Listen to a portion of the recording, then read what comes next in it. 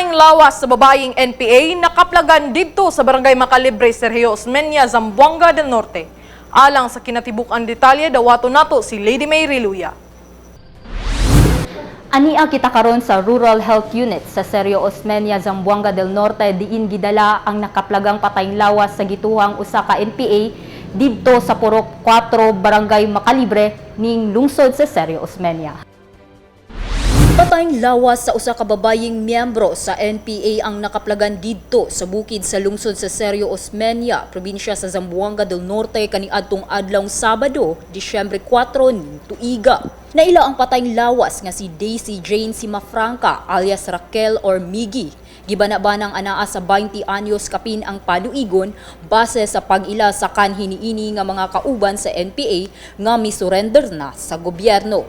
Matod ni First Lieutenant Adrian Resueño, CMO officer sa 97th Infantry Kalasag Lahi Battalion nga nakadawat og taho gikan sa usa ka sibilyan ang tropa sa 97th IB nga adunay gibutang nga patayng lawas sa usa ka kamalig sa Purok 4 Barangay Macalibre. Kini ang dayong naberipika sa tropa sa may alas 9 sa buntag sa maong adlaw ug kini na recover sa team uban ang PNP sa may alas 3 sa hapon ug nadala sa Rural Health Unit sa may alas 7 sa gabii diin gipahigayon ang investigasyon sa soko ug aron masuta sa doktor kung unsay hinungdan sa kamatayon niini. Hinumduman nga adunay duha ka managsunod nga engkwentro tali sa hiniusang tropa sa 97th IB ug sa 42nd IB batok sa kapinkunkulang 15 ka miyembro sa Communist Terrorist Group nga Guerrilla Front BBC didto sa may bukirang bahin sa utlanan sa Barangay Milad ug Linabo, lungsod sa Pulangco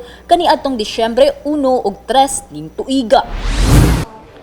Bali, yung nakuwang bangkay is ni-reveal ng isang concerned citizen. Pero dahil ito din sa dalawang magkasunod na engkwentro sa pagitan ng 97 IB at 42nd Infantry Battalion against sa Communist Terrorist Group or yung Guerrilla Front BBC. No? Yung unang encounter is nangyari last 01 December and nasundan ito isang araw na pagitan kahapon lang, December 3. And then dun sa encounter site, may mga nakitang bloodstains na nagpapatibay na meron sa kanilang wounded. Malala yung tama. So, na-confirm to dahil yung direction ng bloodstain papunta dun sa tinuturo ng civilian kung saan nakita niya na may nilagay na bangkay doon sa isang kubo sa Purok 4 ng Barangay Macalibre ng Sergio Osmeña.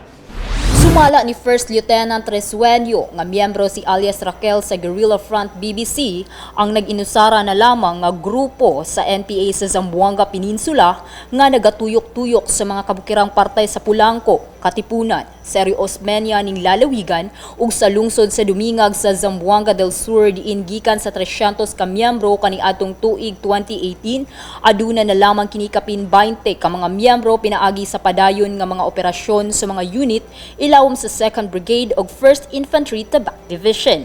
Samtang mato ni Mayor Agustines magsalay sa Sergio Osmeña nga abagahon sa LGU ang pagpalubong sa patayng lawas niini.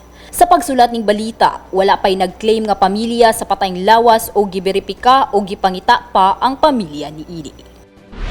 Gikan diri sa lungsod sa Sergio Osmeña, Zamboanga del Norte, kini si Lady May Riluya alang sa Zamboanga del Norte Provincial News Network.